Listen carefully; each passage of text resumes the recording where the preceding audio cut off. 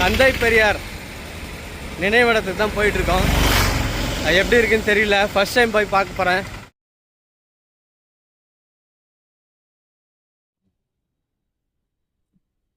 இப்போ நம்ம வந்து தந்தை பெரியார் நினைவிடத்துக்கு தான் வந்திருக்கோம்.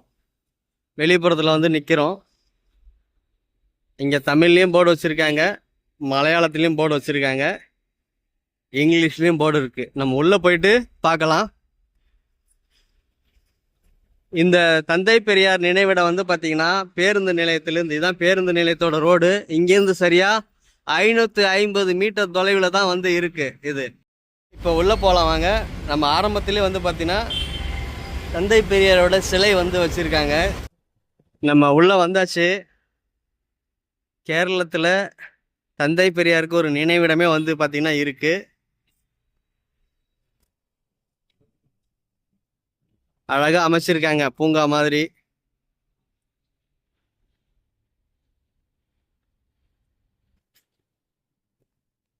இங்கே அவருக்கான கல்வெட்டுலாம் வந்து பார்த்தீங்கன்னா இருக்குது.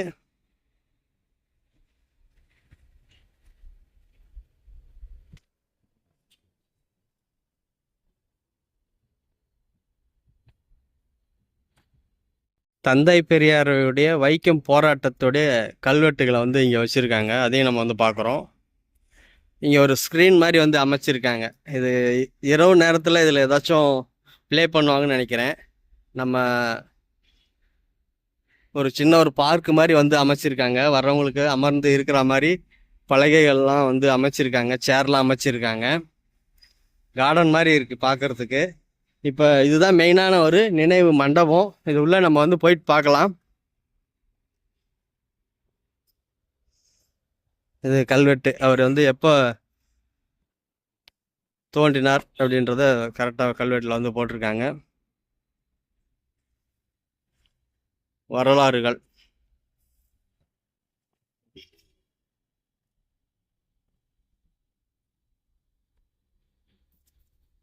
இப்போ நினைவு தந்தை பெரியார்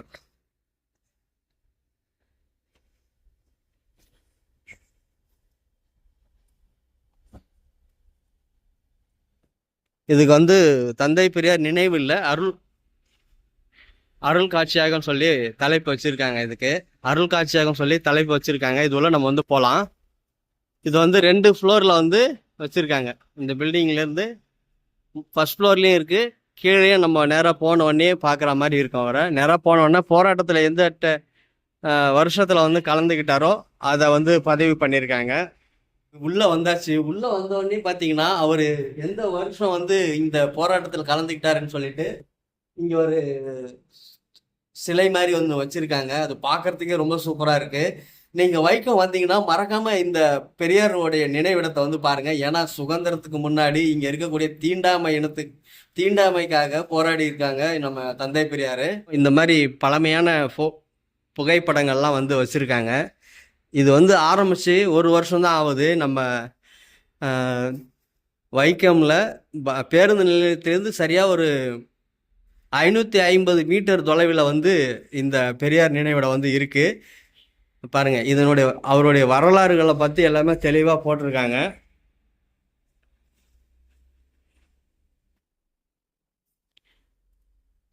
முக்கியமான ஒரு விஷயம் என்னன்னா, வைக்கமில் இந்த போராட்டம் கலந்ததுனால சிறை தண்டனையை வந்து பார்த்திங்கன்னா தந்தை பெரியார் வந்து இங்கே அனுபவிச்சிருக்காங்க. அதுக்காக வந்து பார்த்திங்கன்னா வைக்கத்தார் அப்படின்னு சொல்லியும் இந்த ஊரில் வந்து இவரை வந்து அழைக்கிறாங்க. இது அவருடைய பழமையான ஒரு ஹிஸ்ட்ரி.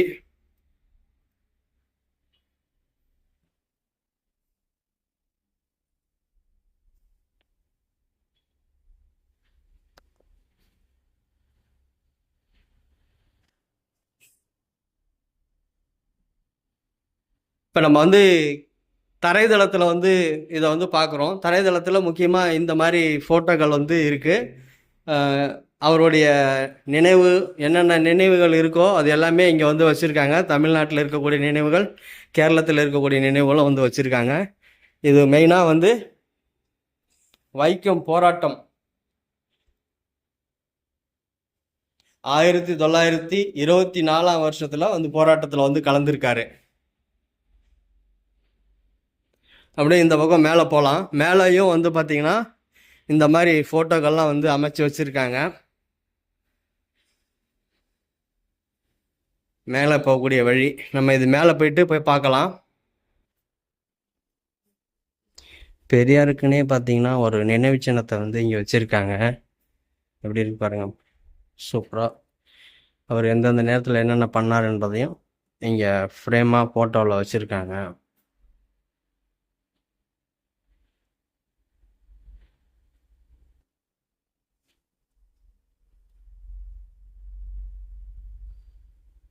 அவரோட வரலாறுகளை பற்றி இங்கே தமிழில் போட்டிருக்காங்க, மலையாளத்துலேயும் போட்டிருக்காங்க.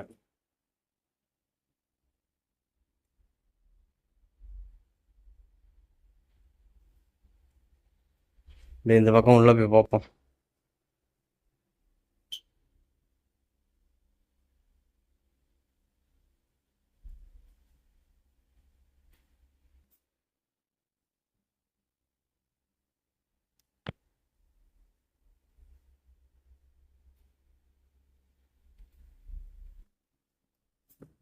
இதில் நம்ம வந்து ஃபர்ஸ்ட் ஃப்ளோரில் வந்து இருக்கோம். இது ஃபர்ஸ்ட் ஃப்ளோரில் பார்க்குறோம் நம்ம.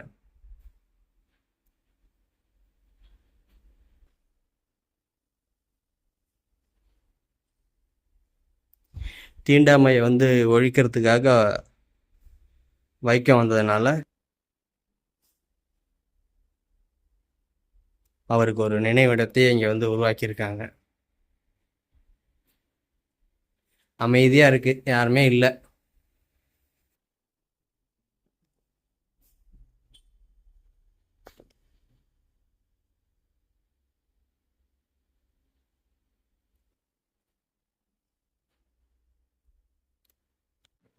இப்போ தந்தை பெரியோட நினைவிடத்தில் உள்ள ஃபுல்லாக பார்த்தோம் நம்ம.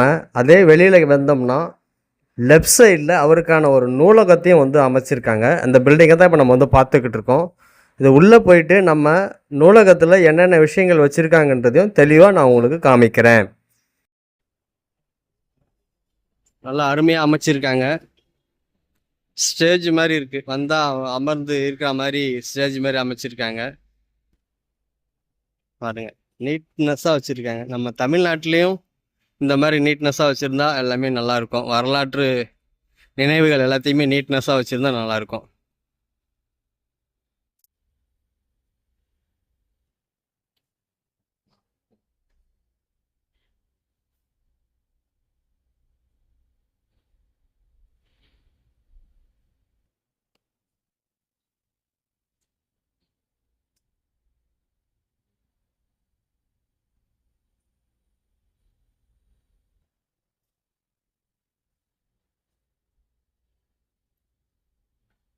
சிறுவர்கள்லாம் வந்து விளையாடுறதுக்கு இங்கே சின்னதாக ஒரு பூங்கா மாதிரி அமைச்சிருக்காங்க. எல்லா வசதியுமே வந்து பார்த்திங்கன்னா ஏற்படுத்தி கொடுத்துருக்காங்க. ஒரு ஸ்டேடியம் மாதிரியும் இருக்குது. நூலகத்தில் வந்து எல்லாம் அமைதியாக படிச்சுக்கிட்டு இருந்ததுனால நம்ம உள்ளே வந்து பேசலை. நூலகத்தை மட்டும் சுற்றி மட்டும் காமிச்சிட்டேன். இந்த வீடியோ ரொம்ப யூஸ்ஃபுல்லாக இருக்கும்னு நினைக்கிறேன். இந்த வீடியோ உங்கள் ஃப்ரெண்ட்ஸ் அண்ட் ஃபேமிலி எல்லாருக்குமே ஷேர் பண்ணுங்கள். இனி அடுத்த வீடியோவில் சந்திக்கிறேன். பாய்.